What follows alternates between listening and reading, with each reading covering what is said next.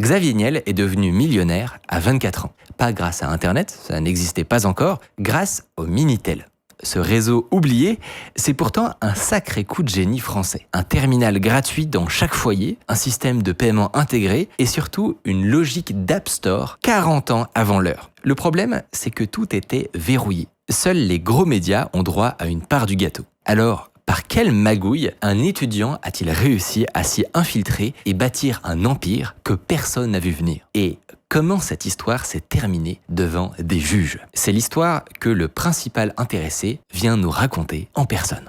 Mais juste avant, petit mot sur le partenaire du jour, Hostinger. Je vous en avais parlé pour leur hébergement web, mais ils proposent aussi un constructeur de sites piloté par l'IA, idéal pour ceux qui veulent pas toucher au code. Vous répondez à quelques questions sur votre projet et l'IA vous génère un site complet en quelques secondes avec texte, images et même une boutique en ligne. Tout est inclus dans leur plan business, hébergement sur des serveurs en France, nom de domaine offert la première année, 5 boîtes mail pro et tous les outils IA pour personnaliser votre site. Avec le code _, vous avez 10% de réduction sur les plans de 12 mois et plus. Le lien est en description et on reprend. Je te propose, c'est de revenir vraiment au tout début, de partir des bases de ton origin story et celle du Minitel, qui était un peu concurrente en fait. Celle du Minitel, elle est simple, c'est que tu as une France qui est extrêmement dynamique et qui décide de créer des grandes innovations. Donc si tu veux, on va créer l'avion le plus rapide du monde, le Concorde, on va bosser sur le TGV, on va lancer Airbus, qui reste aujourd'hui le premier fabricant d'avions au monde. Et dans ces grands sujets, la France va se dire, le numérique, le digital, c'est quelque chose qui va exister et on va faire un truc incroyable. Cette chose incroyable, c'est qu'on va fabriquer un petit terminal, donc c'est un clavier, un écran, un moyen de se connecter à un réseau. On va créer un réseau derrière, qui n'est pas un réseau Internet, qui est un réseau fermé. Et ce que l'on va faire, on va donner ce terminal gratuitement à tous les foyers français. Et comment on va créer l'écosystème ? On va faire un kiosque, c'est-à-dire que quand les gens vont se connecter à des services, ils vont payer au travers de leur prix de leur communication téléphonique et on va rémunérer des services. En termes de réseau, ça ressemble à quoi ? Est-ce que ça ressemble à Internet aujourd'hui ou... En fait, tu as un protocole central au milieu qui est basé sur une société qui s'appelle Transpac, qui est une filiale de France Télécom, et qui va créer un réseau pour transporter sous forme de paquets les données, qui s'appelle le X25. Donc le Minitel, chez nous, on va composer un numéro qui va être 3614, 3615, 3616, 3617. On va appuyer sur connexion. Le Minitel va se connecter au réseau X25, donc c'est des endroits où on concentre ces appels, et ensuite ce point de concentration, qu'on appelle des pavis, mais on va oublier le nom, je vais arrêter de vous compliquer le truc, va retransformer ça sous des formes de paquets. Et nous, de l'autre côté, en tant que serveur, on va recevoir ces paquets, on va les analyser, et donc c'est assez asynchrone. C'est que tu as appuyé sur la touche envoi, je reçois envoi, dans ce cas-là, je sais que je dois t'afficher cette page. Donc je reprends, comment ça marche ? Je prends mon Minitel, je compose 3614, qui est gratuit. C'est le nom de domaine un peu. Et donc, voilà, je me suis connecté à l'équivalent d'Internet et ensuite, je vais dire, je veux aller sur tel site. Et donc, je vais taper le nom de mon site, je vais taper envoi et là, la connexion va être établie vers un centre serveur et centre serveur va se mettre à gérer la relation avec le Minitel à l'autre. C'est lui qui fait le routage, etc. Exactement. Et quand tu dis le nom du site, c'est un nom de domaine déjà ? C'est un nom de domaine. Ah, ça existe déjà ? Ouais. Alors, c'est pas un nom de domaine Internet, mais c'est un nom de domaine Minitel. Et on va réserver ces services à la presse, parce que la presse va protester, on va dire, mais nous, la presse, on va plus gagner d'argent, et donc on va réserver ces services à la presse, parce qu'on va supposer que les services principaux, ça va être la presse. Et France Télécom, qui est l'organisme qui gère les télécoms à l'époque, qui va devenir Orange, va dire, on va faire une économie là-dessus, on va créer l'annuaire gratuitement. Donc plutôt que de distribuer des annuaires à tous les Français de leur département, on va arrêter ça, et on va financer tout cet écosystème de cette manière-là. Il n'y a pas les horaires de train, par exemple, ou des trucs comme ça ? Si, t'as la SNCF, des trucs comme ça, mais si tu veux, c'est presque anecdotique, puisque pour créer un code Minitel, on a besoin d'avoir un numéro de commission paritaire. Donc, c'est-à-dire être un organe de presse. Donc, la SNCF, ils avaient dû avoir une dérogation, mais ou Air France aussi. Tu vois, le sujet, c'était vraiment, c'est réservé à la presse. Tu allais au comité central demander ton numéro de commission paritaire. Donc, il fallait que tu aies un journal pour avoir un numéro de commission paritaire pour lancer un service Minitel. Normalement. Non, on a toujours eu. J'étais un grand éditeur de presse à ce moment-là, de lettres d'information diverses et variées. On se revendait nos numéros de commission paritaire et nos journaux. Justement, ça c'est l'histoire du Minitel. Toi, ton histoire à toi, ça commence par quoi ? Mon histoire, ça commence que, en fait, si tu veux, les grands groupes qui font des services Minitel ne savent pas faire ces services Minitel. Donc, en fait, la manière dont elles le font, ce sont des sociétés de services en informatique. Elles vendent ça très très cher.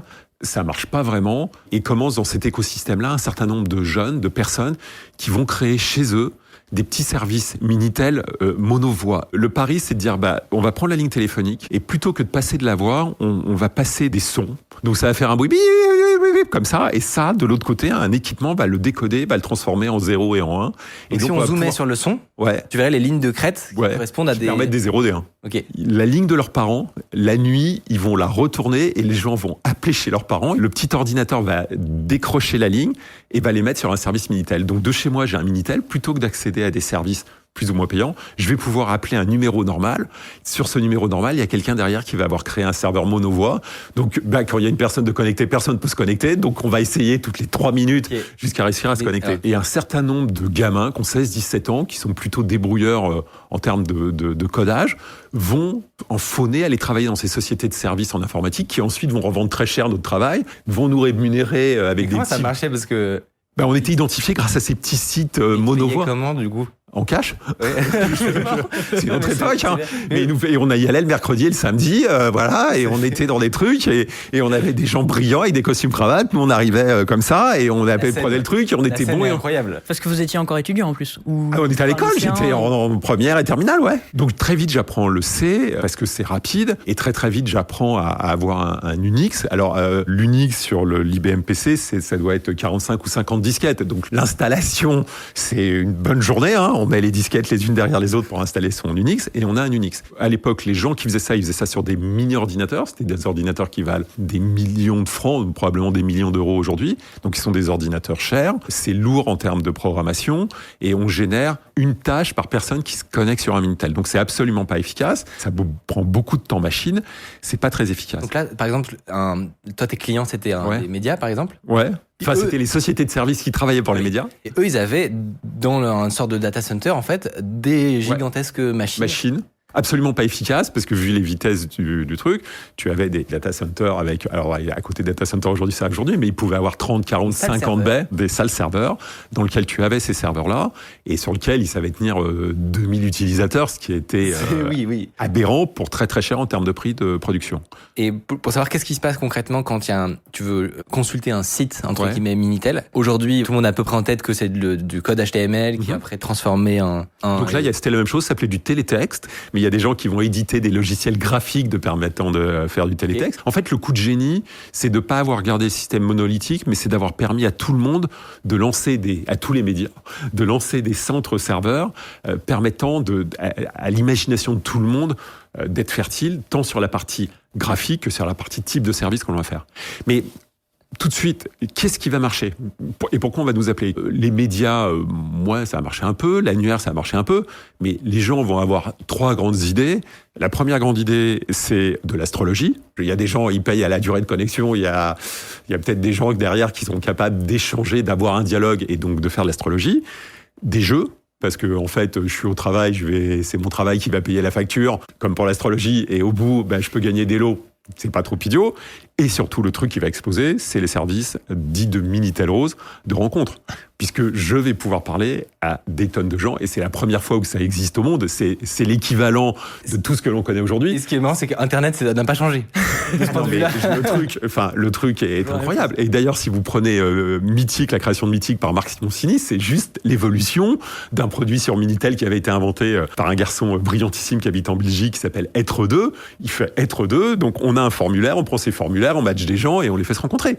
Et ce que fait Marc ensuite, il adapte juste à l'Internet, on avance de phase qui existait sur Minitel. Mais si tu veux, il n'y a aucune forme de création. Et donc les gens arrivent en disant on a eu des idées de génie sur Internet. Souvent, on faisait ça sur Minitel, le truc était là. Et donc concrètement, toi, à cette époque-là, En fait, j'ai 18 ans et en fait, plutôt que de travailler pour d'autres, j'ai une petite idée simple qui consiste à dire il faut arrêter d'utiliser ces énormes ordinateurs et de faire du multitâche, une tâche par utilisateur. J'ai pas les moyens d'acheter quelque chose de cher, j'ai les moyens d'acheter un PC et donc il faut que je prenne un PC normal et que j'arrive sur un PC normal à réussir à tenir des centaines d'utilisateurs qui vont pouvoir parler ensemble. Et donc le coup de génie qu'on a, je suis pas le seul à l'avoir, on a plusieurs, c'est de dire, pour chaque utilisateur, on va avoir un seul soft et on va garder un état par utilisateur.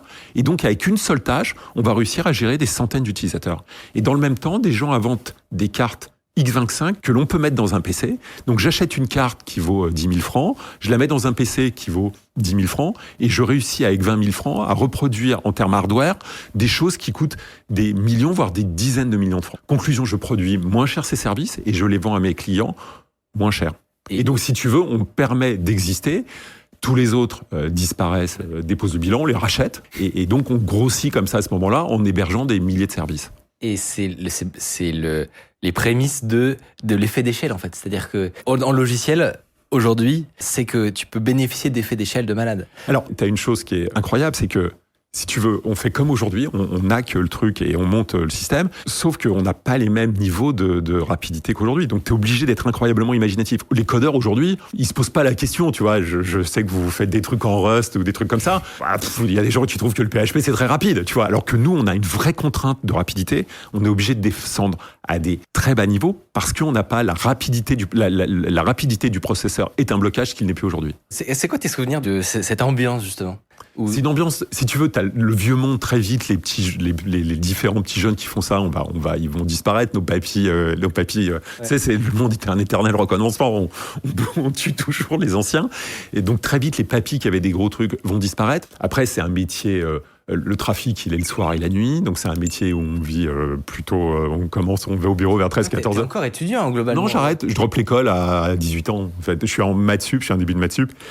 J'arrête, parce que ça marche. Et en fait, tu finis rapidement par gagner plus d'argent que tes parents. Mon premier mois de salaire, parce que en fait, le truc qui est incroyable, c'est que France Télécom te paye avec 2 ou 3 mois de retard, mais les banques, ils te disent tout de suite le montant qu'ils vont te devoir. Donc les banques, elles te payent tout de suite, donc tu as tout de suite l'argent. Et mon premier mois de salaire, c'est 200 000 francs. Donc si tu veux, ça doit faire 150 000 euros d'aujourd'hui, un truc comme ça. Donc le truc est tout de suite délirant. Donc si tu veux, je suis à l'école la journée et je passe mes nuits à faire ça. Je gagne en un mois ce que gagnent mes parents en 2 ans. Donc si tu veux, je drop l'école et je commence ma vie professionnelle immédiatement. Mais au début du Minitel, c'est quoi le modèle économique? Comment tu gagnes autant d'argent? Parce que tu crées... D'abord parce que tu vas voir des gens, tu vas voir un média... Typiquement Énergie. Énergie fait énormément de services. Et tu dis à Énergie, voilà, je vais te faire un service de jeu, un service de rencontre, un service de ce que tu veux. Je vais le lancer pour toi, je vais l'exploiter pour toi. Et quand la nuit, tu as plus de pub, t'as pas de pub, des gens qui t'achètent pas la pub, mets-moi une petite pub. Et ce qu'on va faire, je vais te reverser, au début, le modèle, les centres serveurs reversaient 30% du chiffre d'affaires. Nous, on arrive à 50, puis à la fin, on va reverser 80. Hein. Donc, si tu veux, le truc va être explosif. Mais comme on a une marge énorme parce qu'on produit très peu cher, fais-moi de la pub et avec tout l'argent que je vais encaisser, je vais te reverser 50%. Mais c'est explosif. Ils te mettent de la pub, ils touchent plus d'argent qu'avec les autres. Conclusion, la nuit, ils te mettent que de la pub chez toi et tu fais tout de suite de l'argent dès le premier mois. Et tu les payes très vite et le truc explose. C'est super intéressant. Il faut s'arrêter sur ça parce que quand on y pense, ce que tu inventes à ce moment-là... J'invente rien. Ce que je commercialise. Vous commercialisez, c'est un truc qui ressemble vachement au modèle des App Store, en fait. Ouais. De maintenant. Complètement. Où t'as du partage de revenus, où tu échanges des services d'hébergement et de visibilité et tout ça, contre 30, mais en plus 30%, c'est littéralement le... Alors, sauf que nous, on commence à 50, tu vois. On termine à 20. Mais si tu veux, la différence, c'est qu'on fournissait nous-mêmes le logiciel. C'est-à-dire que... Tu fais tout pour eux. On fait tout. Donc, ils avaient juste le marketing. Et si tu veux, on a vendu des services à France 2. Enfin, France 2, tu peux dire, on oublie, mais ils ont fait du Minitel de rencontre. C'est ça qui est marrant. C'est un peu bizarre. Je sais que... ça s'appelait Antenne 2, mais le truc a été TF1 aussi, mais ça se dit pas, hein, ça s'oublie des choses comme ça. Mais le truc était là, et donc on va leur vendre ces services pour remplir leur espace publicitaire. Pourquoi tout le monde faisait du Minitel Rose? C'est juste parce que c'était énormément rentable. Non, et du coup... mais au-delà de la rentabilité, t'as un truc. Tu as eu mai 68, c'est la libération des mœurs, etc. Mais tu vois, c'est les petites annonces dans les journaux. Là, tu as quelque chose d'interactif. Il est 22h, tu peux peut-être trouver un amoureux ou une amoureuse, peut-être que pour une nuit, en une demi-heure. En 1 heure, tu vois. C'est Tinder à une autre époque. Tu vois, le truc est là. Et tu es dans une époque de libération des mœurs incroyable, que tout le monde s'est accaparé. 68, c'était 15 ans avant. Et tu as quelque chose d'exceptionnel. Donc, les services de rencontre vont exploser. C'est, entre guillemets, ta faute si jamais, le soir, sur tous les espaces publicitaires, il y avait de l'astrologie. C'est pas que la mienne. J'avais des concurrents, nous avions des concurrents, mais nous avons un peu forcé le truc. Mais ça va exister qu'un temps, parce que si tu veux, au bout d'un moment, ce truc explosif, ça va être rentré dans les mœurs. Et comme c'est rentré dans les mœurs, c'est moins tabou. Et quand c'est moins tabou, ça s'acclimate et ça devient moins fun. Donc C'était une sorte d'hébergeur, en fait, d'hébergeur de services. Et nous avions nos propres services. Et derrière, bien évidemment, comme on se lançait et qu'on n'avait pas beaucoup de moyens, des rumeurs disent, je pense que c'est faux, qu'un certain nombre de personnes dans nos équipes allaient sur les services concurrents pour aller draguer les garçons et les filles en leur demandant de venir sur notre service parce qu'il était mieux. J'ai eu une petite condamnation juridique pour ça, mais c'est une erreur judiciaire majeure. J'ai pas pu faire ça. Ça serait de la délinquance grave. On a même eu des perquisitions, mais c'est une erreur. Et on essayait, parce que le policier nous interroge, il dit, mais attendez, c'est comme si vous alliez dans la boulangerie d'en face et vous disiez, venez chez moi, la baguette est mieux. C'est la concurrence saine et loyale. Non, je ne vois pas ça. Et donc le policier, je ne vois pas ça comme de la concurrence saine et loyale. Et vous vous trompez, voilà. Mais donc le sujet était un peu celui-là. Comme la loi n'existe pas, on se fait condamner sur des piratages. Enfin, ils trouvent des biais juridiques. À l'époque, enfin, aujourd'hui, c'est connexe, mais il y avait beaucoup de pirates et les pirates, on les condamnait sur le vol d'électricité. C'est-à-dire qu'on s'est connecté sur... Il y avait beaucoup de pirates à l'époque ? Moi, je viens du piratage, tu vois. Donc on utilisait ces petites choses, le Minitel, pour aller pirater des services. Okay. Depuis le Minitel ? Depuis le Minitel, tu pouvais aller sur le réseau, ce réseau X25 qui servait aussi à relier des entreprises. Et ce réseau X25, il existe en France et dans le monde entier. C'est-à-dire que tous les opérateurs de télécom du monde ont interconnecté ces réseaux. Et quand le Minitel est arrivé, on a dit, on va utiliser ce réseau mondial pour faire ce Minitel, on va le mettre par-dessus. Mais tous ces réseaux sont interconnectés. Tu as l'équivalent d'une adresse IP, mais donc si tu tapes une adresse IP d'un site en dehors de France, tu vas te connecter sur une machine, c'est assez mal protégé, tu vas pirater cette machine, et quand tu vas pirater cette machine, tu vas accéder à un certain nombre de choses, et tu deviens un pirate. Parce que typiquement, donc, pirater la machine, c'est-à-dire pouvoir la contrôler à distance. Exactement. Tu vas avoir un login mot de passe et tu vas tomber sur le système d'exploitation. C'est Telnet, c'est... Ouais, c'est un peu moins moderne que ça, mais c'est un peu moins branché qu'un Telnet. Mais tu vas te connecter et tu vas te retrouver un login mot de passe et tu vas souvent être route automatiquement. Okay. Et puis à côté de ça, j'ai des copains qui vont être encore plus ambitieux, qui vont aller rentrer à l'intérieur des immeubles, parce que les immeubles n'ont pas le niveau de protection, les data centers n'ont pas le même niveau de protection, vont rentrer à l'intérieur, vont réussir à se connecter à des machines, vont le faire à l'inverse. Et puis on va pirater ces machines, mettre des services Minitel pour entre nous rigoler, et on va faire ça. Sauf qu'à un moment, il y a un certain nombre de... Ça veut dire quoi, mettre des services ? Parce que, en gros, plutôt que plutôt d'avoir le serveur chez toi, tu vas pirater le serveur de quelqu'un d'autre. Pour héberger ton truc dessus. Et puis tu vas héberger ton site pirate, et on va rigoler, et puis voilà. Donc tu vas créer un bordel comme ça. Moi, surtout, je me demande, quand tu dis des services, des sites pirates, héberger des sites pirates et tout, c'est quoi, par exemple, un site pirate à l'époque ? Qu'est-ce qui intéresse les gens ? Est-ce qu'il y a déjà, par exemple, du Juarez, du partage de films ? Alors, non, parce que les films, on a un petit problème de volume, on n'arrive pas, mais c'est beaucoup de piratage de logiciels, beaucoup de piratage de sites, tu vois, expliquer comment on a fait, que j'ai installé ça là, etc., comment ça se marche.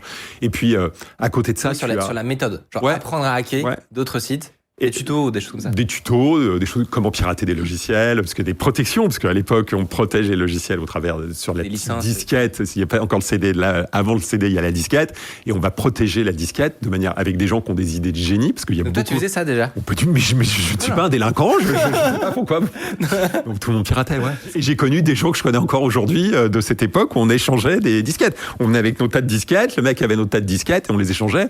Tu avais un club qui s'appelait le club Microtel à Boulogne, parce que l'État créait des choses pour aider à la propagation de la connaissance et de l'informatique, qui étaient des énormes repères de pirates qui venaient avec leurs disquettes échanger leurs logiciels. Le truc était là. Et puis tu as un troisième truc qui va me passionner à ce moment-là, puisque tout ça est très concentré à Paris. Tu as un autre monde underground qui est celui des catacombes. Donc tu mélanges tous ces gens-là et on est... je sais pas, une vingtaine de copains à faire tout ça, tu vois, à mélanger un peu tous ces savoirs. Certains font certains bouts, certains ne le font pas, mais on va mélanger tout ça et créer un monde underground à Paris assez marrant. Et à un moment, les services de police vont commencer à se dire ce truc est un énorme bordel.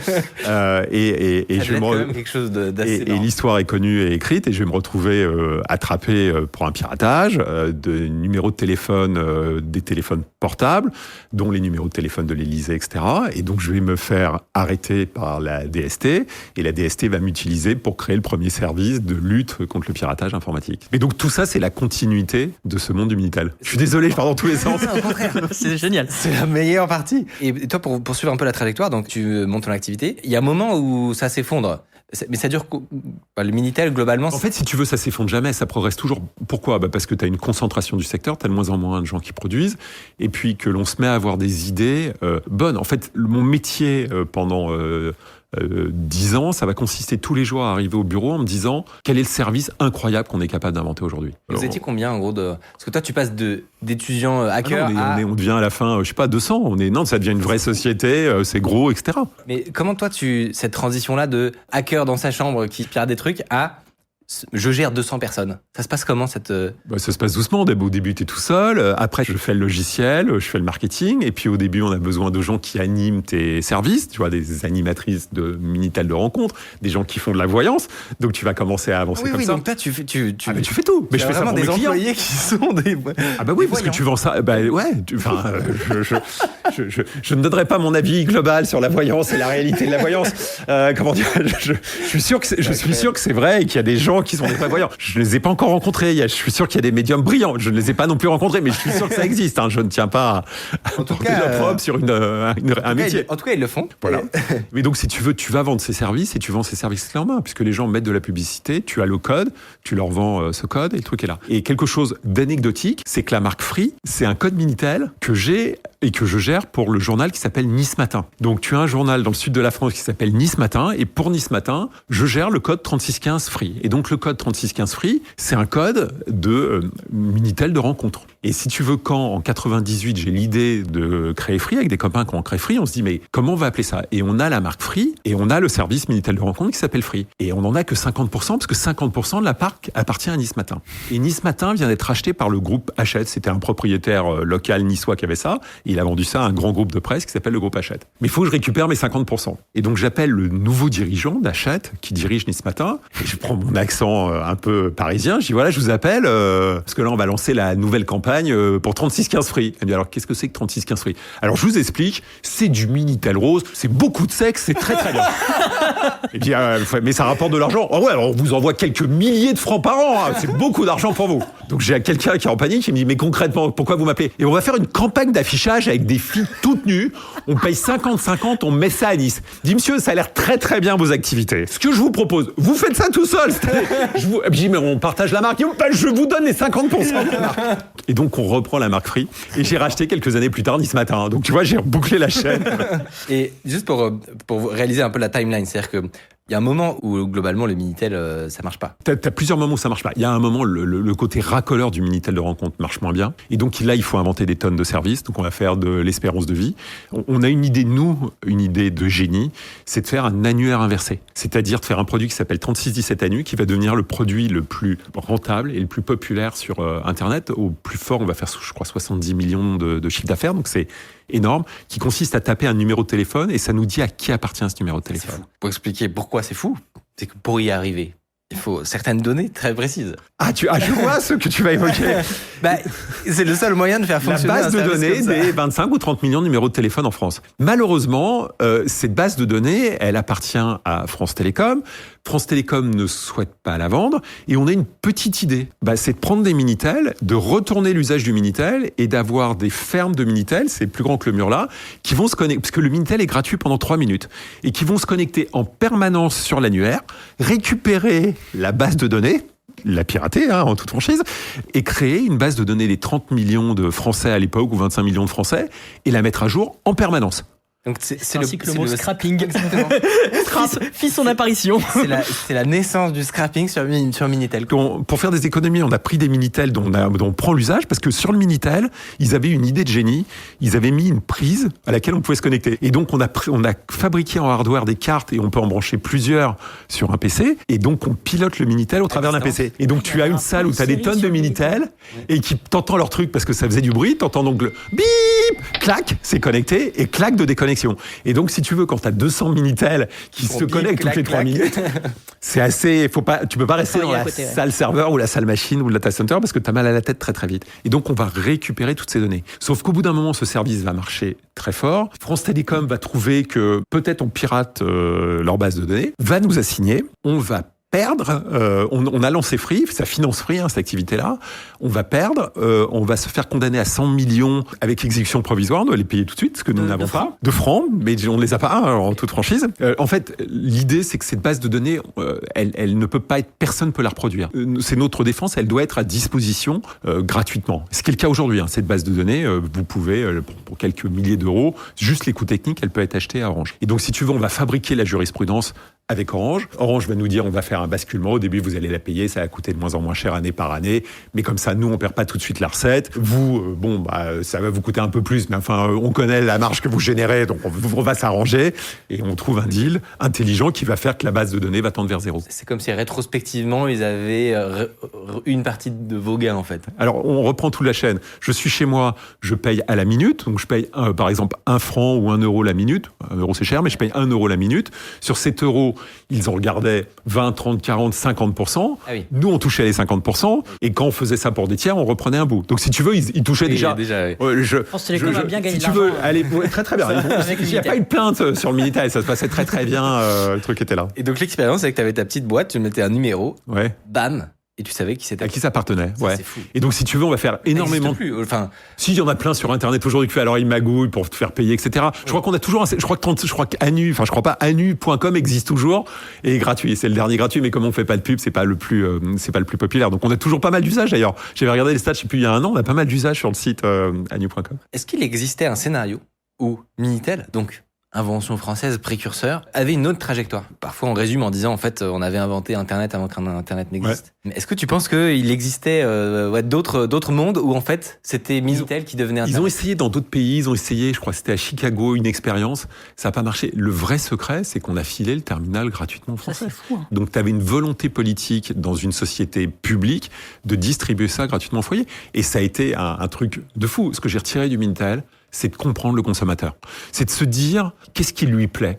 Je vais te dire un truc, on a appris la publicité. On lance un service d'espérance de vie. Et donc, on fait notre pub télé et c'est, quelle est votre espérance de vie? Ça marche absolument pas. Et on retransforme cette pub, on fait un fond noir, on fait une musique stressante et on fait, combien de temps vous reste-t-il? Explosion, et on va générer des millions de francs, d'euros de profit avec ça. Et si tu veux, on va apprendre le marketing, on va apprendre le produit qui plaît aux gens, le produit qui plaît aux consommateurs, on va apprendre la notion de prix, c'est-à-dire le prix, quel est le bon prix, quel est le juste prix, on va apprendre la notion de rapport qualité-prix, ce qui n'est pas toujours évident parce que le prix dépend de ce que je vends. Et donc tous ces savoir-faire-là, on va les apprendre. Mais ce qui est intéressant, c'est qu'il y a plein d'exemples de groupes ou d'entrepreneurs qui ont réussi à prendre une vague technologique, qui se retrouvent hégémoniques dans cette durée-là et qui ratent la suivante en fait. Et c'est un peu, j'ai l'impression que c'est l'angoisse de tout entrepreneur, c'est est-ce que je vais rater la prochaine rupture technologique qui va rebattre toutes les cartes? Et toi, rétrospectivement, comment t'expliques que justement, entre guillemets, vous ayez senti le vent tourner? Tu sais quoi, c'est une notion de chance. C'est que je suis pirate, je rencontre un autre pirate qui me dit je vais créer le premier fournisseur d'accès à Internet parce que tu sais, t'as 3 utilisateurs aux US, ça a marché en France. Je dis viens, on se lance, on essaye. Je ne crois jamais que ça va marcher. Je ne pense jamais que ça va marcher. Et 2 ans après, j'ai tous les dirigeants du CAC 40 qui viennent au bureau se faire une démonstration d'Internet. Et moi, j'y crois pas. T'as un coup de chance, c'est les chances de la vie. Mais tu y vas quand même, c'est ça qui est marrant. Ouais, mais comme on fait aujourd'hui avec des tonnes de startups, on se dit bon, vas-y, on essaye, on verra si ça marche, tant mieux. Tu vois, c'est le même état d'esprit. J'adore le truc, mais c'est un truc de scientifique. Quand moi je commence à faire de l'internet, le web n'existe pas. Il y a que des mails, des serveurs. Tu as des mails, les mails, tu t'es pas connecté en permanence à Internet, donc pareil, il faut que tu te connectes pour envoyer tes mails. T'as des forums de chat, mais c'est IRC, ça existe toujours, mais c'est un peu, je sais pas. HTTP n'existe pas encore. Non, t'as des tonnes de choses comme ça qui ont vécu une époque. Le truc, c'est comment t'arrives à te recaler et fournir le service que les gens veulent utiliser aujourd'hui. Moi, j'ai des petites questions où, en fait, j'ai envie de savoir si c'est vrai ou pas. Vas-y, j'ai lu des trucs. Pas mal. Et il y a ce fameux concept où, en fait, pour pouvoir avoir un service Minitel, il fallait être un organe de presse. 2 choses. Est-ce que vous avez publié un fanzine juste en 10 exemplaires pour faire si? C'est quoi un fanzine? Ah ouais, c'est un mot de vieux, ça. Comment? Un petit journal. Un petit journal, quoi. Okay. Alors, j'ai racheté un garçon qui s'appelait Hervé Schauer, qui existe toujours, qui fait de la sécurité. Hervé Schauer Sécurité. Je lui ai racheté un journal qu'il avait lancé qui s'appelait Des pieds, des oreilles et des nez. Pour pouvoir Pour faire des services Minitel, et qui était un journal humoristique qu'il avait publié plutôt pas mal et que j'ai continué de faire quelques numéros derrière parce que de temps en temps, parce qu'au bout d'un moment, il y avait peut-être 200 numéros de commission paritaire, il s'est mis à y en avoir des milliers. Donc ces gens se sont dit, on va peut-être vérifier ce que font vraiment ces gens. Donc de temps en temps, ils nous demandaient un exemplaire de notre journal. Bon, alors toutes ces choses existent parce que... un prétexte pour avoir ton numéro, c'est ça? Pour me demander un service Minitel. Sachant très bien que service de presse. Minitel Rose, c'était quand même un peu bizarre. C'est un truc. Puisque au bout d'un moment, France Télécom nous disait, vous avez 100 codes Minitel, ça peut pas correspondre qu'à votre média. Ah, j'en ai un autre. Ah bon, d'accord, montrez. Ah bah ça c'est très bien. Voilà, donc on jouait un peu avec les règles et on en avait beaucoup, puis on avait toujours peur d'en perdre un et donc on en avait d'autres en stock. Donc on éditait les journaux pour de vrai. Donc c'est vrai. Et il y a une rumeur qui dit aussi que des opérateurs et opératrices du Minitel Rose, donc qui chattent avec les clients, ils et elles avaient leur carte de presse parce que vous étiez un organe de presse. Est-ce que c'est vrai? Parce que ça m'a paru. Oui, et je vais te dire pourquoi. Parce que ça leur permettait de payer moins d'impôts. Parce que tu avais un discount d'impôts quand tu avais une carte de presse. Donc la réalité, c'était oui pour la baisse des impôts. Ah, mais ça, c'est incroyable. Mais c'est normal, ils éditaient du contenu. Qu'est-ce que tu veux que je te dise? C'est normal qu'ils étaient journalistes, ces gens-là. Mais c'est quoi cette vision du journaliste?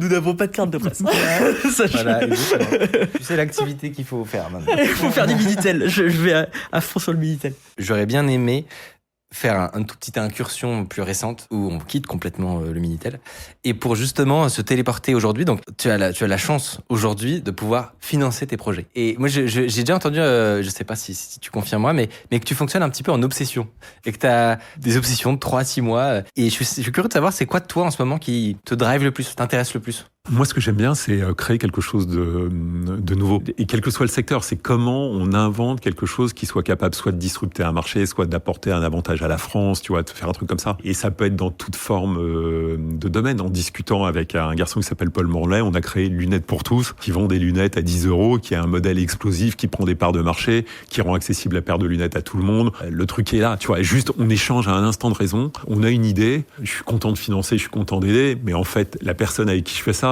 tu pars d'une idée de base et elle te fait une idée de génie. Et on lance ça dans une petite boutique au Châtelet. Il lance ça le vendredi. Le samedi, j'y vais. J'arrive même pas à rentrer dans la rue. Donc, tu vois, la rue, elle est bourrée. Les mecs font la queue. Bah, ça marche, je prends. Et tu vois, c'est ça, c'est comment. C'est ça qui t'amuse. Et donc, si tu veux, pendant 2 semaines, je vais être omnibuler, à échanger avec lui. En fait, j'ai été rechercher chez 42 tous les meilleurs élèves. Et j'ai fait un message aux 5-6 meilleurs élèves. Et il y en a un qui me dit, moi, il y a un sujet qui me passionne. Je vais pas griller le sujet, mais, et tu vois, on échange 4-5 mails par jour. Je l'ai dans la tête toute la journée.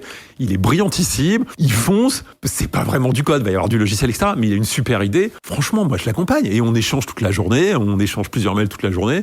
Et c'est ma passion du moment. Et puis à la fin, on fait un truc, t'as de l'IA, t'as du truc, tu mélanges toutes nos connaissances communes. Ma connaissance marketing, la sienne, elle est bien meilleure sur les sujets qui le passionnent. Et dans 6 mois, on se reparle avec un truc qui, j'espère, sera génial, révolutionnera la France, le monde. Et c'est des choses basiques. Et c'est ça que j'aime. Et si tu veux, tu peux te passionner pour ça, pour l'IA. Tu peux te passionner pour ça, pour plein de sujets. Et parmi ces projets récents, tu as monté un laboratoire de recherche notamment, avec Monsieur Saadé et Eric Schmidt. Ouais. Mes souvenirs sont bons. Et vous avez sorti les trucs. Et... Bah ouais, plutôt pas mal, non? Bah ouais, hein. Je sais pas. Puis il y a même une boîte qui s'est créée là avec des anciens qui sont partis créer une boîte et tout.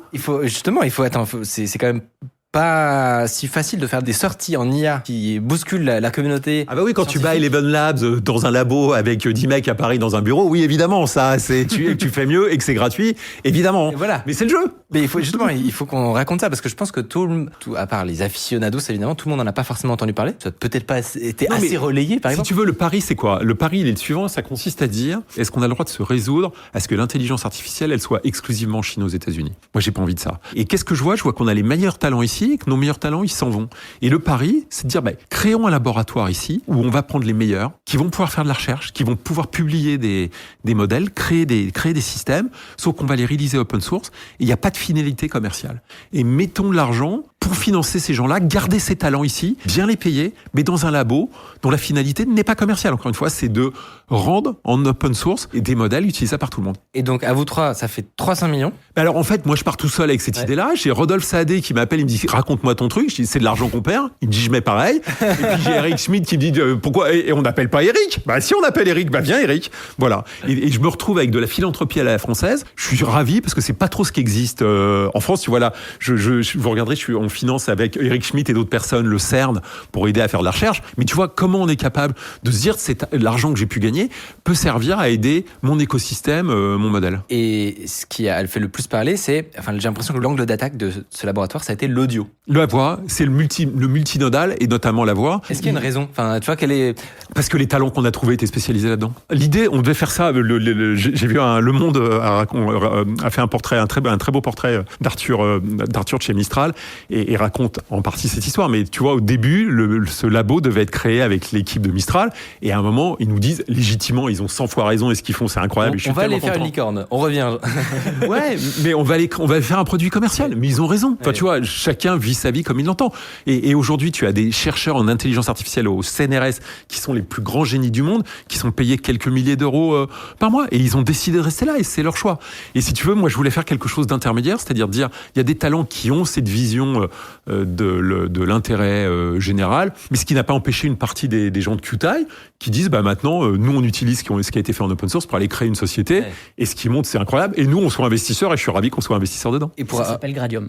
Exactement. Et c'est incroyable ce qu'ils font. Et pour raconter un peu, c'est-à-dire que le premier projet, parce qu'il n'est pas évident pour un labo de recherche, même bien financé et tout ça, c'est Moshi, la première sortie un peu tonitruante et qui a fait un boucan quand même. Je suis toujours fier quand je vais aux US et qu'on parle de Moshi, tu sais. C'est quand même la classe. Les mecs te disent, ouais, le truc, il est incroyable. Ouais. Parce que pour raconter, t'as 8 pélos, globalement.